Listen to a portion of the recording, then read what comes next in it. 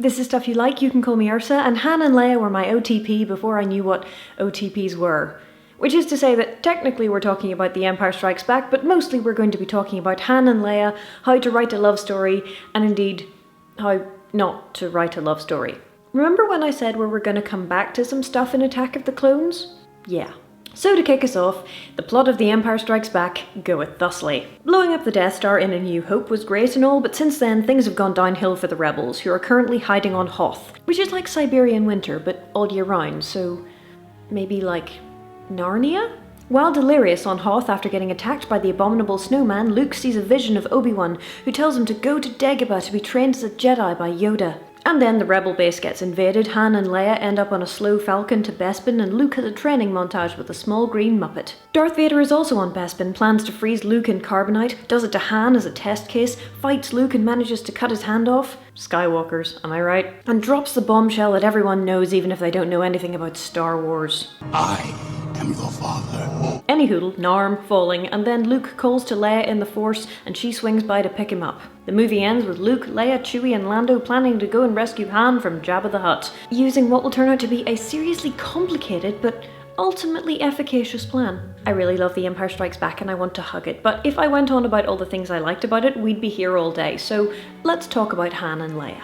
They work for me, and this is the thing about the original trilogy. Even if, say, the script is a little bit stilted, the chemistry between the actors is just so good that it tends to carry you through. And of course no one declares their love in long, supposedly impassioned speeches, for which we must all be grateful. I love you. I know. See, short, sweet, in character, perfect. We'll come back to that too. But first we are heading to the prequels, because to explain the things that I like about Han and Leia, I felt the need for a contrast, and so we're going to talk about some of the things which don't work for me about Anakin and Padme. Specifically in the movies, especially Attack of the Clones, rather than in the TV series, which often seems to be part of an entirely different continuity. One of the things which I find very frustrating about the prequel trilogy is the lack of chemistry between the actors.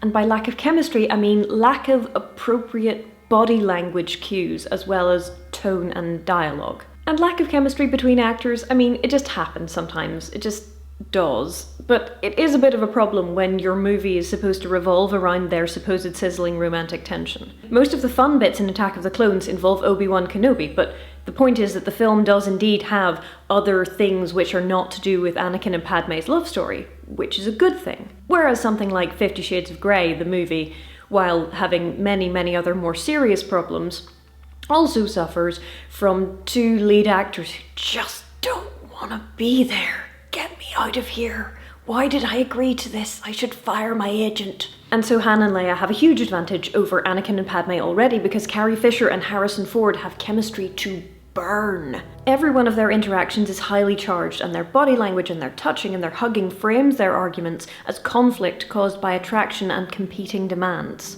Anakin and Obi-Wan have more chemistry together than Anakin and Padme and Obi-Wan likewise. And this is not terribly surprising because Ewan McGregor is a seasoned actor who has clearly just decided, to hell with it. Go hard or go home. I am in a Star Wars movie and I'm gonna make the best of it because look at me, I've got a lightsaber, ma! And that is obviously an attitude I can really get behind. Obviously, actors are people and they feed off of each other as much as anything else. Doubly so when, as I said in the Attack of the Clones review, there isn't actually much of a set to get them feeling in character. I mean, they made some beautiful miniatures for the Star Wars prequels, but none of the characters get to act in them, all they have are blue screens. But Ewan McGregor don't care. Ewan McGregor's seen it all before. Whereas Hayden Christensen and Natalie Portman are teenagers, and nowhere is that more painfully obvious than in Attack of the Clones. Because a bad performance, or worse, a falling out with a very powerful director could sink their careers entirely at this point, and so they very naturally do what they're told. Now that's not to say that Hayden Christensen didn't try to get George Lucas to change some of his dialogue to be more like the real people talk, but no, apparently that was not on the cards.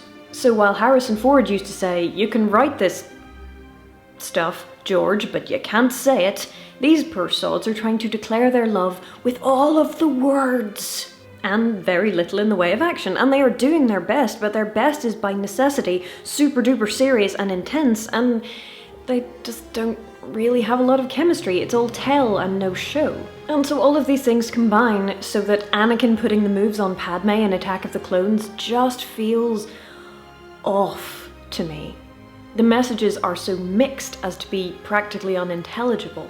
Han and Leia argue and yell at each other because they like each other, but they just can't even with the demands of a price on their heads and leading the rebellion and being together. This is their conflict, and Anakin and Padme should be similar, right? Competing demands of politics and being a Jedi versus their overwhelming passion. Yeah. But instead, we get this. I don't think she liked me watching her. And the ew quality of that is entirely the fault of the writing. You could be the best actor in the world and you still wouldn't be able to make that scene not creepy. Now that's not true of all of the scenes, but the writing of them really doesn't help, because it means Anakin spends a lot of the movie, too much of the movie, as Darth Creeper for my personal comfort.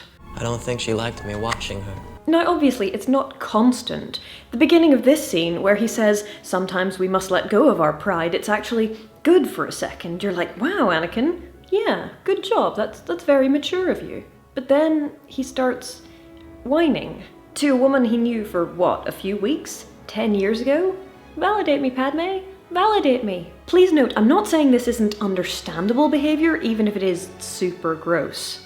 It is entirely understandable for someone of Anakin's background. Someone who was a slave and treated as worthless for his early life. And then he was offered everything in the form of Jedi training by Qui-Gon Jinn, but then the Jedi Council were like, nope. And that's a devastating rejection, and one which obviously they do go back on, but very reluctantly, and that is going to colour how he grows up and how he sees the world. Much fear in him, sure, but he's precocious and he's powerful and he's constantly being rejected by the council, and there is nobody to whom he can turn, because Obi-Wan is too close. So he turns to Padme, basically, because she's the only person who has not thus far told him no. And all of that is totally understandable. But this? Please don't look at me like that. Why not? It makes me feel uncomfortable. Holy cow, Anakin! No, Anakin! Red light behaviour, Anakin! Young impressionable sorts looking for dating advice from the Star Wars movies. First of all, there are probably better places to look. Second of all, you probably don't have the social calibration to take cues from Han Solo, and even then, probably only works if you are Han Solo.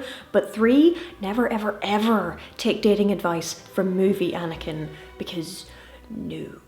If you're trying to sell Anakin as a tortured soul who constantly feels like an outsider, then you have some moments where I feel like they're doing that, and that's okay, that's kind of working. But this?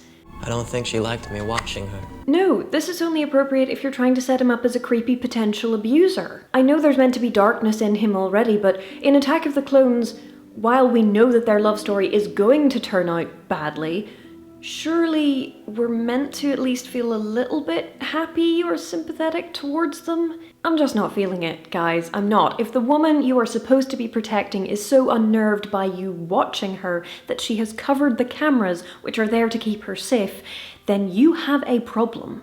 You know what? Let's break here and then we'll come back to that problem.